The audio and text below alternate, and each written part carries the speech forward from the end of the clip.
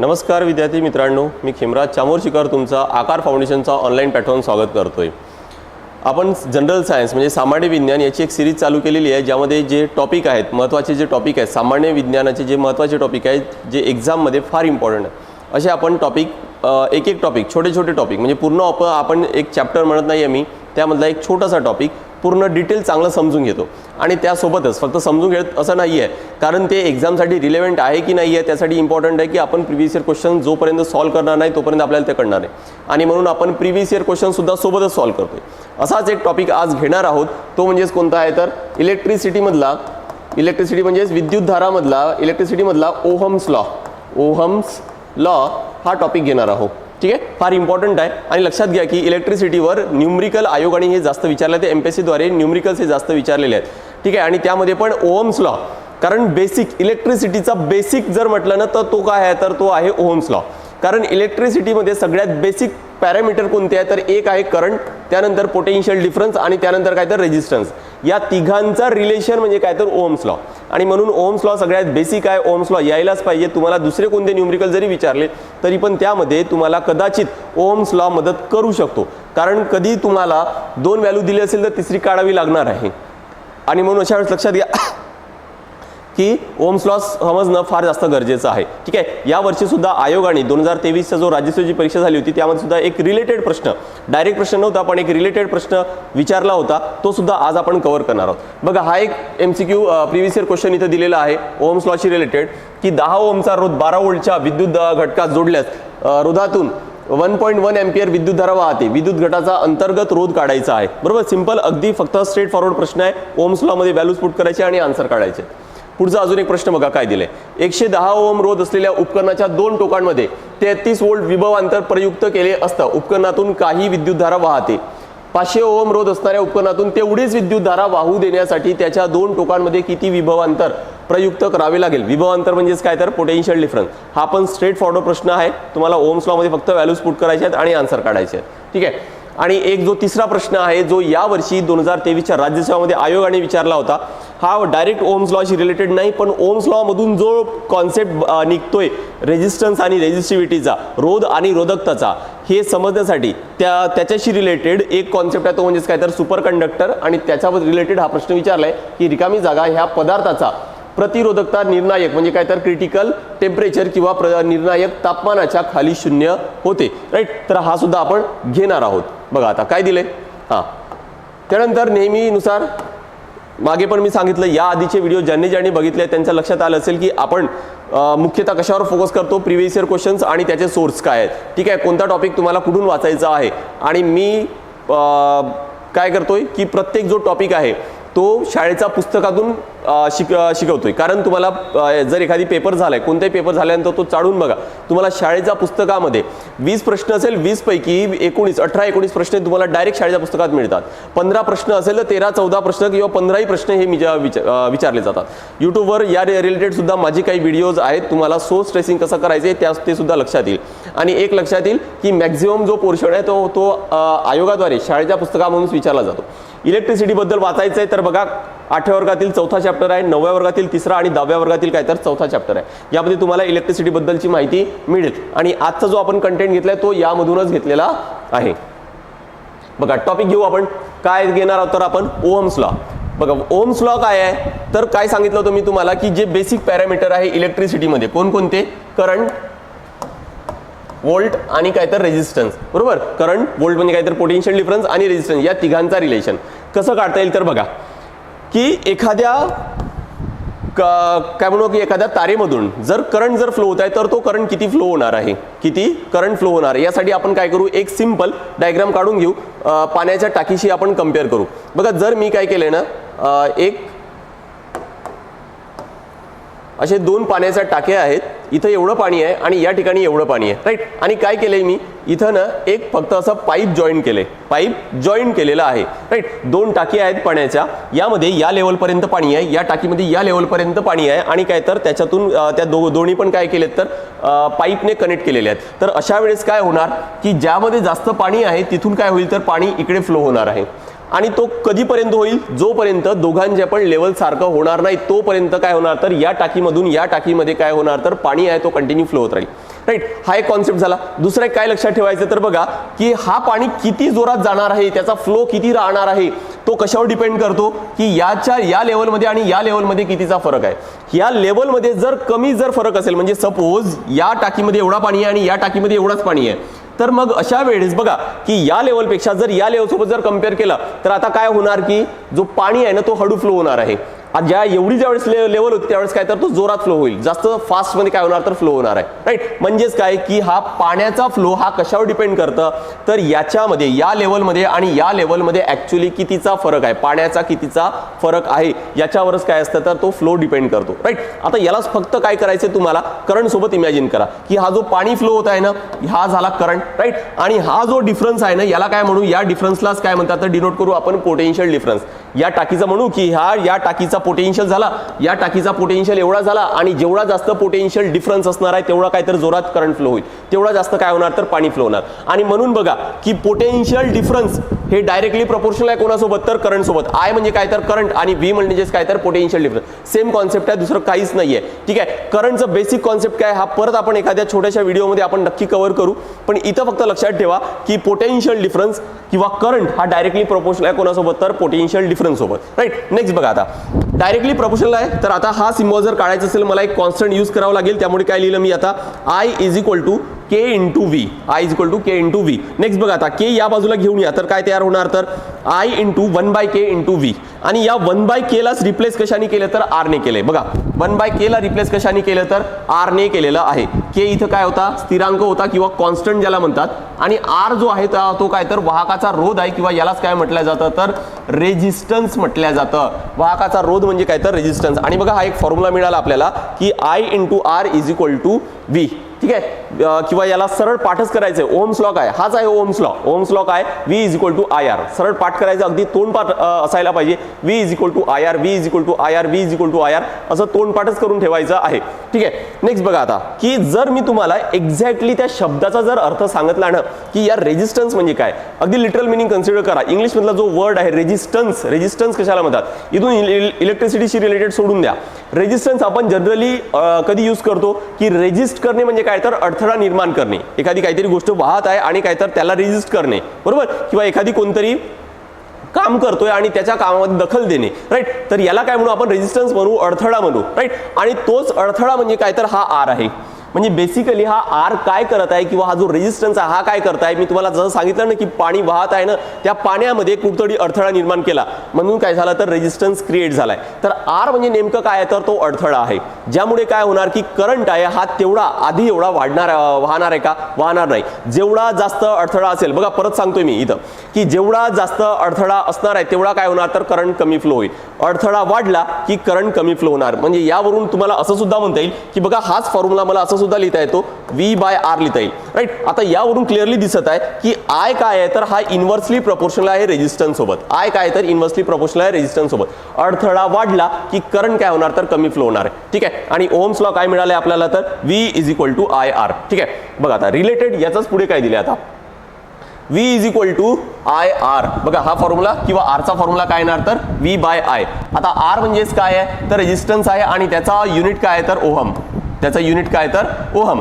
Ohm, right, ohm आहे. आणि हा जो V आहे तो आहे वोल्ट आणि हा करंट म्हणजे काय, तर एम्पियर. बघा वोल्ट बाय एम्पियर म्हणजेच काय आहे, तर तो ओहम आहे. राईट, आता बघा की नेमका हा रेजिस्टन्स कसा असतो, का असतो. राईट, जर सोपं थोडंसं विचार करा की जर एक छोटासा एलईडी जो आपण रात्री झिरोचा बल्ब वगैरे लावतो, राईट, त्याच्यातला जर एलईडी काढला आणि तुम्ही जर डायरेक्ट सॉकेटमध्ये जर टाकलं तर अशा वेळेस काय होणार, ते फुटून जाईल. काय होणार, तर ते फुटून जाणार. राईट, मग अशा वेळेस काय करावं लागेल, तो फुटतो का, कारण त्याला जेवढं करंट पाहिजे त्यापेक्षा खूप जास्त करंट काय होणार, त्या एलईडी मधून वाहत आहे. म्हणजे मग अशा वेळेस आपल्याला काय करावं लागेल, तर काहीतरी अडथळा निर्माण करावा लागणार आहे. आणि तो अडथळा निर्माण करायचा म्हणजे काय, तर आपल्याला रेजिस्टन्स वाढवायचा आहे. एक लक्षात घ्या की ऑलरेडी जो तार असतो त्याला काहीतरी रेजिस्टन्स असतं. जेवढा करंट पास केलाय तेवढा सगळा फ्लो होत आहे असं नाहीये. प्रत्येक मटेरियल नुसार काय, तर त्याचा रेजिस्टन्स बदलत असतो, जे आपण पुढच्या स्लाइडमध्ये घेणार आहोत. पण तरी पण जर रेजिस्टन्स तरी पण रेजिस्टन्स जर कमी पडत असेल तर आपण काय करतो, आपण एक्सटर्नल कनेक्ट करतो. हे असे जे डिव्हाइसेस असतात हे काय असतात तर रेजिस्टन्स असतात. हे असे जे डिव्हाइसेस आहेत हे काय तर ॲक्च्युली रेजिस्टन्स आहे, बरोबर. हे कदाचित तुमच्या बघण्यात आले असणार, हे काय तर तुमच्या बघण्यात आलं असणार. किंवा जर छोटासा बल्ब जर तुम्ही रात्री झोपायच्या वेळेस जर लावत असणार बेडच्या बाजूला, तर त्याला थोडंसं उघडून बघा, त्यामध्ये एक LED असतो आणि त्याला अटॅच असा छोटासा अगदी बारीक असा एक काय तर रेजिस्टर कनेक्टेड असतो. हा काय करणार तर त्या करंटमध्ये अडथळा निर्माण होईल आणि त्या LED पर्यंत पाहिजे तेवढाच करंट काय होणार तर पुढे जाणार आहे, राईट. आणि बघा की याच्यावरनं हे काही स्ट्रिप्स असतात वेगवेगळ्या कलरचे. हे कलर काय डिनोट करतात की याचा ॲक्च्युली रेजिस्टन्स किती आहे. हे स्ट्रिप्स काय डिनोट करतात की त्याचा रेजिस्टन्स किती आहे. ते बघा तुम्हाला पुढच्या स्लाइडमध्ये दिलेलं आहे की याच्यावर आहेत किती तर बघा 4 स्ट्रिप्स आहेत. किती आहेत तर 4 आहेत, राईट. पहिले जे 2 आहेत, हे जे 2 आहेत, आधीचे जे 2 आहेत हे काय डिनोट करतात तर हे दोन्ही पण डिजिट्स डिनोट करत असतात. त्यानंतर हे काय डिनोट करतं, तिसरा जो आहे तो मल्टीप्लायर आहे, तो मल्टीप्लायर आहे. आणि जो चौथा आहे तो काय तर तो आहे टॉलरन्स. ठीक आहे, आपल्याला टॉलरन्सची गरज नाही आहे, पण हे 2 लक्षात ठेवा की आधीचे 2 डिजिट्स आणि त्यानंतर काय तर हा जो आहे तिसरा आहे तो आहे मल्टीप्लायर. कसं काढायचं बघा, याचा कलर दिलेले आहेत डिजिट आणि मल्टीप्लायर. पहिला आहे ग्रीन कलर. ग्रीन कलर बघा, ग्रीन कलर आणि तो आहे तो कशासाठी तर डिजिटसाठी. त्यामुळे डिजिटचा नंबर काय तर 5, त्यामुळे याचा नंबर येणार 5.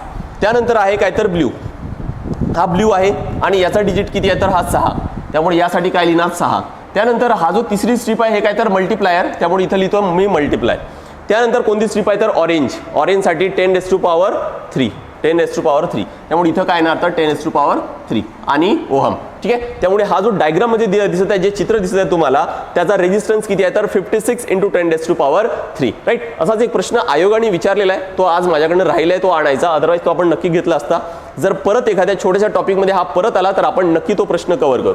पण एक आयडिया आली असेल की तुम्हाला रेजिस्टन्स कसं काढायचं आहे. ठीक आहे, एक प्रश्न आयोगाने विचारलेला आहे हे लक्षात घ्या. आणि हे फक्त तुम्हाला नंबर्स पाठ करायचे आहेत, काही कठीण तर नाहीये कारण सिक्वेन्शियलच दिले. फक्त पाठ करायचं तुम्हाला, हा रंगांचा जो सिक्वेन्स आहे ना तेवढा फक्त पाठ करायचा आहे. नेक्स्ट काय तर बघा, वाहकाचा रोध आणि त्याची काय तर रोधकता. आता जस्ट आपण आधी आत्ताच बघितलं की रेजिस्टन्स आपण काढलं होतं. काय काढलं होतं तर आपण रेजिस्टन्स कॅल्क्युलेट केलं होतं की रेजिस्टन्स म्हणजे काय तर बेसिकली अडथळा आहे, तो काय तर तो एक रोध आहे, राईट. आता तो कशावर डिपेंड करतं, राईट. मी तुम्हाला आत्ताच थोड्या आधी काय सांगितलं की जर एखादी तार असेल तर त्याच्यातून करंट तर फ्लो होतो, त्यातून काय तर करंट फ्लो होतो. पण आता जर त्याच्यातून करंट फ्लो होत आहे तर जेवढं करंट दिलं तेवढं सगळा फ्लो होत नाही का, कारण त्या तारेला सुद्धा काहीतरी काय असतं तर रेजिस्टन्स असतं. आणि तो मटेरियल आपण कोणता वापरतोय, त्यासोबतच त्या तारेची थिकनेस किती आहे, त्याची जाडी किती आहे, त्यानुसार काय तर त्याचा रेजिस्टन्स बदलत असतो, राईट. त्यासोबत त्याची लांबी सुद्धा किती आहे ना, त्यासोबत सुद्धा काय तर त्याचा रेजिस्टन्स आहे तो काय तर तो बदलत असतो, राईट. आणि हे सगळेच पॅरामीटर कन्सिडर करून बघा आपण काय काढणार आहोत आता, रोधकता काढणार आहोत. काय काढणार तर रोधकता काढणार आहोत. तर ठीक आहे, बघा आता मग कोणकोणते पॅरामीटर्स आहेत आणि ते कसे रिलेटेड करतात. बघा काय सांगितलंय सायंटिस्टने की जो रेजिस्टन्स आहे तो कोणासोबत तर लांबी सोबत काय तर डायरेक्टली प्रोपोर्शनल आहे. म्हणजे सपोज 2 तार आहेत, एकाची लांबी कमी आहे, एकाची लांबी जास्त आहे, तर ज्याची लांबी जास्त असणार ना त्याचा काय तर रेजिस्टन्स आहे तो जास्त असेल, ज्याची लांबी कमी आहे त्याचा रेजिस्टन्स आहे तो कमी असणार आहे. त्यासोबतच दुसरा एक काय सांगितलं सायंटिस्टने की रेजिस्टन्स आहे ना हा इन्व्हर्सली प्रोपोर्शनल आहे कोणासोबत तर एरिया सोबत, क्रॉस सेक्शन एरिया. म्हणजे हा जर एखादी तार आहे ना तर याचा हा क्रॉस सेक्शन एरिया आहे, राईट. याच्यासोबत काय तर तो इन्व्हर्सली प्रोपोर्शनल आहे. म्हणजेच काय की सपोज हा एक असा तार आहे आणि दुसरा काय तर हा एक असा तार आहे, दोघांची लांबी मी इथं सारखीच कन्सिडर करतोय, पण याचा इमॅजिन करा की याचा एरिया लहान आहे आणि याचा काहीतरी एरिया मोठा आहे असं इमॅजिन करा. मग आता अशा वेळेस काय होणार की इन्व्हर्सली प्रोपोर्शनल, म्हणजे ज्याचा एरिया कमी त्याचा रेजिस्टन्स काय असेल तर जास्त असेल, ज्याचा एरिया कमी त्याचा रेजिस्टन्स जास्त असणार. बघा हे सगळे कॉन्सेप्ट्स आहेत आणि बऱ्याचदा असे काही थोडे ट्रिकी प्रश्न विचारले जातात, त्यामुळे हे तुम्हाला माहित असायला पाहिजे. काय आहे की ज्याचा एरिया कमी असणार त्याचा रेजिस्टन्स आहे हा जास्त असेल, ज्याचा एरिया जास्त असणार त्याचा रेजिस्टन्स आहे तो कमी असणार, राईट. नेक्स्ट आता बघा की या दोघांना एकत्र करा. या दोघांना एकत्र केलं तर काय मिळणार मला की resistance is directly proportional to लांबी आणि इन्व्हर्सली प्रोपोर्शनल टू एरिया, त्यामुळे resistance is directly proportional to L/A. परत हा सिम्बॉल काढण्यासाठी आपल्याला काय करायला लागेल, एक इज इक्वल टूचा सिम्बॉल आणि एक कॉन्स्टंट यूज करावा लागणार आहे. जसं इथं आहे काय तर हा रो आहे, काय इथं रो आहे. मग आता हा जो रो आहे हा नेमका काय सिग्निफाय करतोय, हा काय नेमकं सिग्निफाय करतोय, तर हा ऍक्च्युली काय डिनोट करतो, तर हा काय आहे, तर हा मटेरियल डिनोट करतोय की आपण नेमकं मटेरियल कोणतं यूज करत आहे, कोणतं मटेरियल यूज करत आहे. जसं मी सुरुवातीला सांगितलं होतं की एखादी जर तार आहे आणि त्याला जर रेजिस्टन्स आहे तर तो कोणकोणत्या गोष्टीवर डिपेंड करतो. त्याची लांबी आणि एरिया तर आपण तर कव्हर केला, पण त्यासोबतच तो कोणता मटेरियल आहे, तो तांब्याचा आहे की तो ॲल्युमिनियमचा आहे, त्यानुसार काय तर त्याचा रेजिस्टन्स सुद्धा डिफर करणार आहे. आणि म्हणून बघा की यामध्ये त्या मटेरियलला कन्सिडरच नाही केलंय, तर हा जो रो आहे ना हा काय डिनोट करणार, तर तो मटेरियल डिनोट करणार आहे. तो मटेरियल नुसार काय तर रो ची व्हॅल्यू बदलणार आहे. मग एखादी जर स्पेसिफिक मटेरियल असेल तर अशा वेळेस काय तर तो कॉन्स्टंटच असणार. आणि म्हणून बघा प्रत्येक मटेरियलसाठी रो ची व्हॅल्यू काहीतरी ही फिक्स असते आणि म्हणून तो काय तर तो कॉन्स्टंट आहे. तर बघा रेजिस्टन्सचा फॉर्म्युला मिळाला काय की रो एल बाय ए. रेजिस्टन्सचा फॉर्म्युला मिळालाय आपल्याला काय तर रो एल बाय ए. आता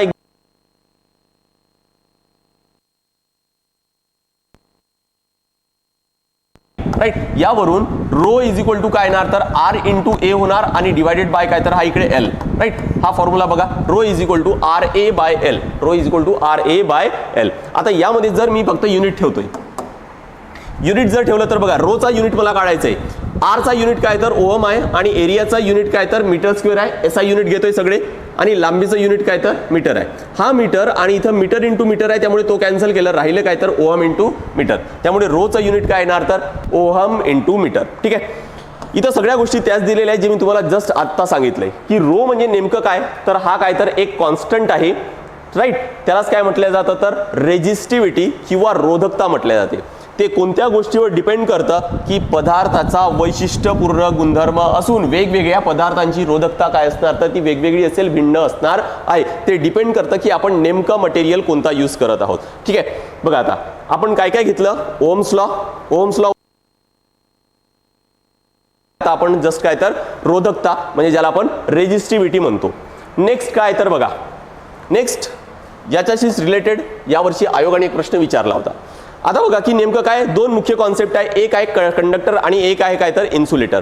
कंडक्टर म्हणजे काय की जर एखादी तार आहे, कंडक्टर म्हणजे काय की जो करंट कंडक्ट करतो म्हणजे ज्याच्यातून करंट फ्लो होत आहे. याचा अर्थ काय की त्याच्यातला रेजिस्टन्स आहे हा कमीत कमी असणार आहे तरच पॉसिबल आहे की त्याच्यातून करंट आहे ते फ्लो होणार आहे. राईट, म्हणजेच काय होणार की बघा कंडक्टर म्हणजे काय की ज्याचा रेजिस्टन्स हा कमीत कमी आहे त्याला काय म्हणू आपण कंडक्टर म्हणू. त्याच उलट म्हणजे दुसरं काय आहे तर त्याच्याच उलट काय आहे तर मग इन्सुलेटर किंवा ज्याला विसंवाहक किंवा दुर्वाहक म्हणतात. इन्सुलेटर म्हणजे काय की ज्याचा रेजिस्टन्स हा खूप जास्त आहे, ज्याचा रेजिस्टन्स हा खूप जास्त आहे त्याच्यातून काय तर करंट आहे, करंट फ्लो होणारच नाही. राईट, असे कोणतेही मटेरियल कन्सिडर करा, जसं लाकूड आहे, प्लास्टिक आहे, याच्यातून करंट फ्लो होत नाही का, कारण त्याचा जो रेजिस्टन्स आहे ना तो काय तर तो खूप जास्त आहे आणि म्हणून काय तर त्याच्यातून करंट आहे तो करंट फ्लो होतच नाही. मग अशा पदार्थांना आपण काय म्हणणार आहोत तर इन्सुलेटर म्हणू, त्याला विसंवाहक किंवा दुर्वाहक म्हणू. आणि ज्याच्यातून करंट फ्लो होणार आहे त्याला आपण कंडक्टर, त्याला वाहक किंवा सुवाहक म्हणणार आहोत. राईट, एक कॉन्सेप्ट पुढचा आहे जो आयोगाने यावर्षी विचारलाय तो म्हणजेच काय तर अतिवाहक.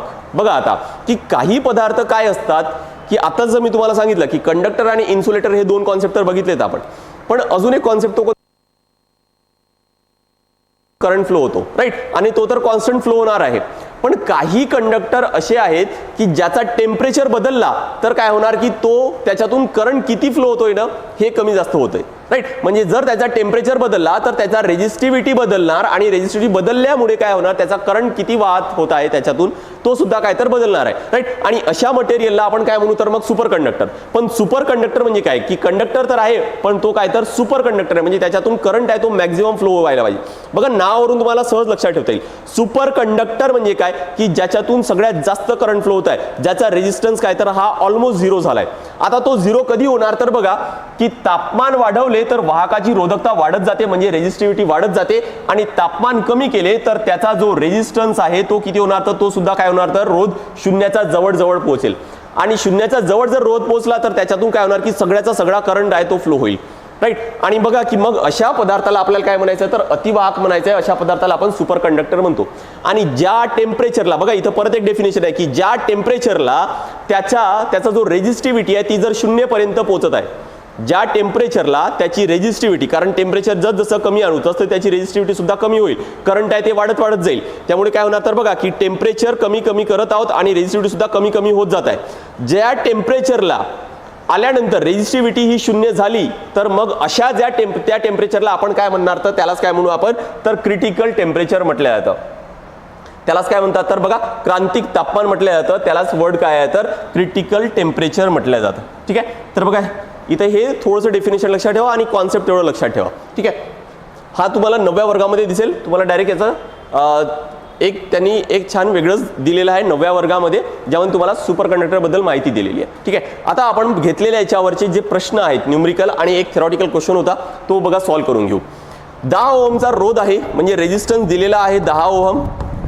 12 वोल्टच्या विद्युत घटास म्हणजेच काय तर वोल्ट किंवा पोटेन्शियल डिफरन्स दिलाय 12 वोल्ट. ठीक आहे. जोडल्यास रोधातून करंट किती फ्लो होत आहे, तर I इज इक्वल टू आहे 1.1 एम्पियर. 1.1 एम्पियर विद्युतधारा वाहते. विद्युत गटाचा अंतर्गत रोध काढा. अंतर्गत रोध काढायचं म्हणजे काय तर इंटरनल रेझिस्टन्स. हा जो रेझिस्टन्स दिलेला आहे ना तो काय तर तो बाहेरचा एक्सटर्नल कनेक्ट केला, जसं मगाशी मी तुम्हाला डायग्राम दाखवलं होतं सेम तसा. पण इंटरनल म्हणजे काय की जसं मगाशी सुरुवातीला सांगितलं की ऑलरेडी मटेरियलला, त्या वायरला, त्या तारेला ऑलरेडी काय तर रेझिस्टन्स असतो. ठीक आहे. त्याला काय म्हणू आपण, इंटरनल रेझिस्टन्स. मग अशा वेळेस काय करायचे की त्या पूर्ण मटेरियल ज्यावेळेस आपण एक्सटर्नल कनेक्ट करतो त्यावेळेस मग त्या मटेरियलचा एक टोटल रेझिस्टन्स किती होणार की इंटरनल प्लस एक्सटर्नल असे दोघांची पण बेरीज करायची, म्हणजेच काय होईल तर तो टोटल रेझिस्टन्स होणार आहे. म्हणजे या प्रश्नामध्ये तुम्हाला टोटल रेझिस्टन्स किती कन्सिडर करावं लागणार आहे, तर हा 10 तर एक्सटर्नल आहे पण त्याच्या सोबत अजून एक रेझिस्टन्स आहे ज्याला मी RI लिहितो किंवा इंटरनल रेझिस्टन्स म्हणू, तो असणार आहे. त्यामुळे आता ओहम्स लॉ मध्ये तुम्हाला काय ठेवावं लागणार, तर बघा ओहम्स लॉ काय पाठ करायला सांगितलं होतं मी तुम्हाला, V is equal to IR. Values put करतोय की V ची व्हॅल्यू आहे हे 12, करंट आहे 1.1 आणि R ची व्हॅल्यू काय तर ही ठेवायची आता 10 प्लस RI. बघा आता कॅल्क्युलेट करून घेऊ. 10 प्लस RI हे असंच ठेवतोय, 1.1 त्या बाजूला घेऊन जातोय म्हणजे 12 divided by 1.1 is equal to 10 plus RI. 10 plus RI. Next आता हे 10 पण त्या बाजूला घेऊन जाऊ म्हणजे 12 by 1.1 minus 10 is equal to RI. RI ला आता कॅल्क्युलेट करा किती येणार, तर बघा तिरपा गुणाकार करावा लागेल. त्यामुळे इथं किती येणार, तर हे 12 मायनस 10 गुणाकारामध्ये 1.1 म्हणजे 11 भागाकारामध्ये 1.1 इज इक्वल टू RI.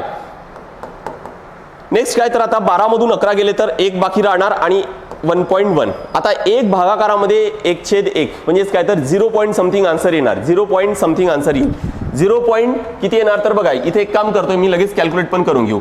दोन्ही ठिकाणी मी 10चा गुणाकार करतोय म्हणजे इथं 10 येणार आणि इथं 11 येईल. म्हणजे आता काय तर पॉईंट निघून गेला, कॅल्क्युलेशनला सोपं जाईल. 10 भागाकारामध्ये 11 म्हणजे शून्याचा भाग दिला तर 10 आणि त्याच्यावर एक 0 येणार म्हणजे काय तर 100 भागाकारामध्ये 11 11 9 99 म्हणजे 0.9 आणि याच्यासमोर परत काहीतरी संख्या असेल, बस आपण ऑप्शन एलिमिनेट करू. हा येणार नाही, हा येणार नाही, हा येणार नाही. 0.91 दिलेला आहे, तो काय असेल तर तो आन्सर असणार आहे. ठीक आहे. आय होप की मित्रांनो तुम्हाला हे लक्षात आलं असेल की ओहम्स लॉ कसा यूज करायचा आहे. फार सोपी आहे आणि परत सांगतोय की ओहम्स लॉ फार इम्पॉर्टंट आहे न्यूमरिकल सॉल्व्ह करण्यासाठी. इलेक्ट्रिसिटीवरचे न्यूमरिकल्स हे खूप जास्त विचारलेले आहेत आणि ओहम्स लॉ शिवाय इलेक्ट्रिसिटी हा टॉपिक तुमचा कंप्लीट होऊ शकत नाही. राईट. नेक्स्ट पुढचा न्यूमरिकल कोणता आहे तर बघा, राज्यसेवा 2022चा प्रश्न आहे. मागचा प्रश्न हा कधीचा होता, तर राज्यसेवा प्री 2018चा होता. पुढचा आहे 2022चा म्हणजे या मागच्या वर्षीचा प्रश्न आहे.